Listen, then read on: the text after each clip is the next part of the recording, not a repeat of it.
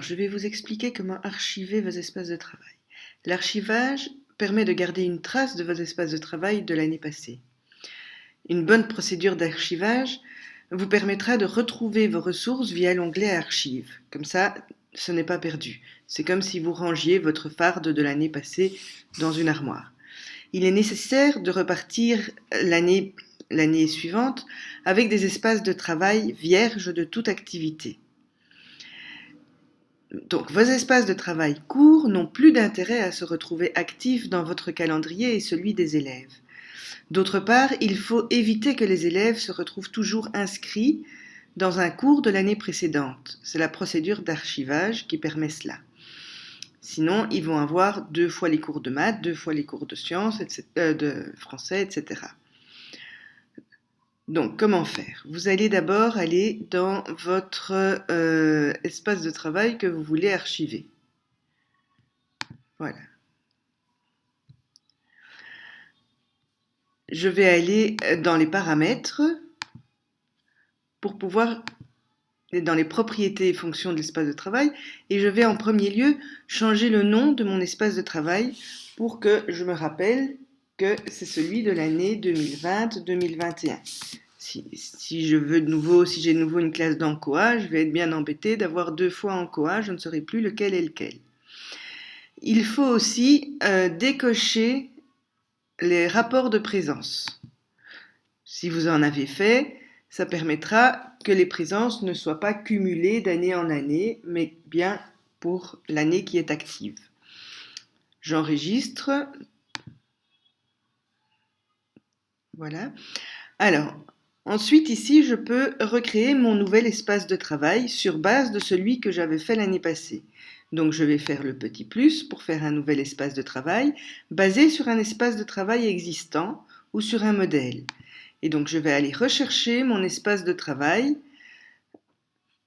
dans COA de l'année passée. Je vais l'intituler. Alors, on va vous demander cette année, pour que tout le monde ait la même chose, de d'abord mettre le cours et ensuite la classe. Voilà, je fais bien enregistrer en dessous. Et ici, j'ai mon nouvel espace de travail qui est avec toutes mes ressources de l'année passée.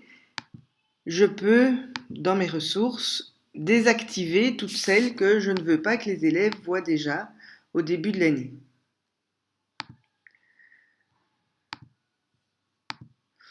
Donc, comme ça, tout est désactivé et je réactiverai au fur et à mesure de l'année ce dont j'ai envie que les élèves voient.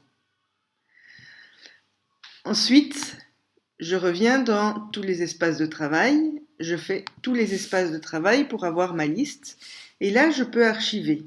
Donc, je dois cocher les espaces de travail que je veux archiver. Ce sont tous ceux que j'aurais mis 20-21.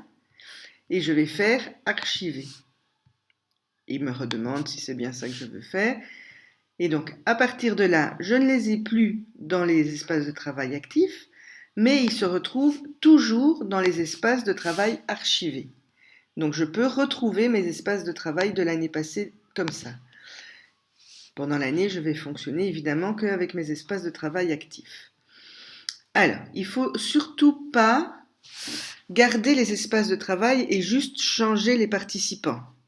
Parce que les actualités de la vue d'ensemble resteront dans l'espace de travail, alors qu'elles seront périmées. Les élèves vont voir des choses que les anciennes élèves auront écrites, donc ça va prêter confusion. Et puis une activité terminée, si vous avez fait un exercice ou un sondage ou n'importe quoi, elle ne pourra plus être réutilisée. Donc c'est mieux, vous ne saurez plus l'utiliser.